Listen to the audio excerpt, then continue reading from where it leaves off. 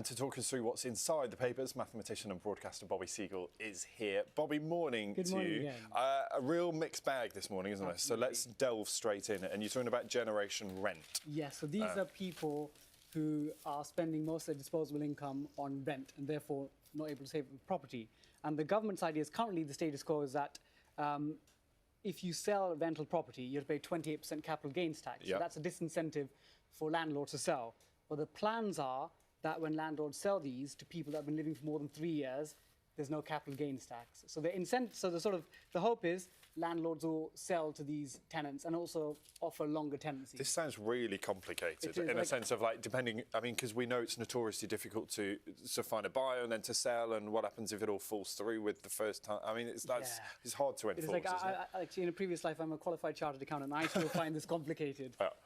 So well, will it happen? No hope for the rest of the Well, I suppose the idea is to give them some, to come up with a plan because it is such a difficult area for people to get on the property ladder. And I suppose the idea is to free up more housing. Right? Absolutely, that's it. We talk about a lack of houses being built in this country, but around where we are, there is so much housing development at the moment. I don't know if that's just particular to our area or whether we're finally seeing, after years and years of people saying developers are not doing enough and not putting forward enough, particularly kind of affordable, lower-cost homes as well. There are and I think, but the big thing, and Bobby raised it there, is the fact that there's not enough of the right sort of home being built. So we're not being encouraged to move around so quickly. So traditionally, you would have a big family home, maybe when you've got kids, and then you downsize and you free up that family home. People aren't moving because it's notoriously difficult because of all the taxes that come into play. So in principle, this is a sort of right move up. So people my age, late 20s, early 30s, can actually start thinking about buying properties, not staying on the rent ladder forever. Yeah.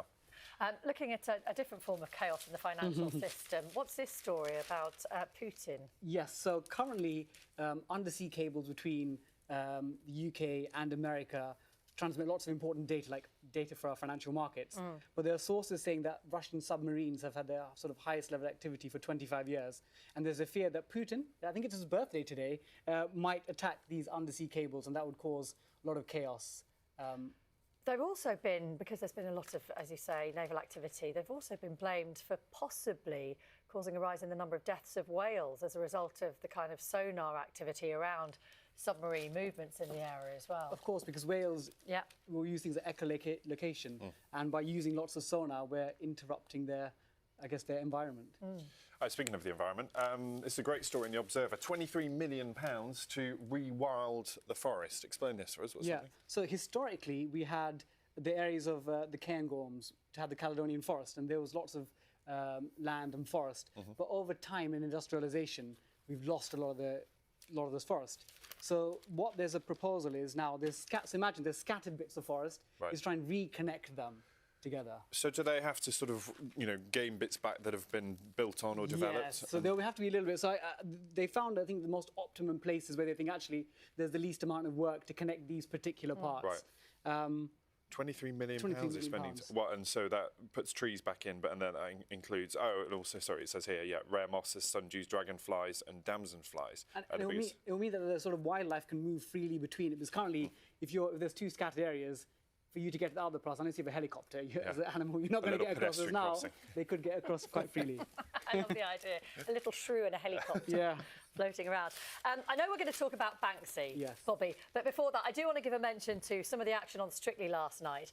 Kate Silverton, it was movie night. I missed it. Do you want me to cover Okay, I'm not going to tell you. I'm not going to tell you anything. But of course, we don't have the eviction until this evening. But Kate Silverton was Jessica Rabbit, and she was amazing. She was incredible. In fact, there were some brilliant performances last night. But moving down, let's talk about Banksy and this amazing moment in modern art when, on the auction of his very famous Girl with a Heart Balloon painting, it set off some kind of alarm. It triggered some kind of reaction within the painting itself, and the painting started being shredded in front of the eyes of all the people at the auction house. What was going on here? Yeah, so to be honest, you get the sense that this was not an accident. This is a PR stunt. And, in the sort of canon of great British modern artists, we've got Hockney, Tracy Emin, Damien Hirst, and Banksy, we're not sure what his name exactly is right up there. And a lot of modern art is about trying to make sure you create that buzz about your work. And he's absolutely doing that, grabbing front page or middle page headlines for this. It must have been operated via remote or something, mustn't it? That it went off at that precise moment. You've got to have a lot of faith in the technology. He says he installed the shredder years ago inside that and frame. who he entrusted to press the button. You don't want to be the one that presses it too soon. The wrong time, before the sale. Yeah, but whether the sale is still valid now, how much it's worth, if it's worth anything, if it's worth more People or think less. it's worth more, actually, the speculation.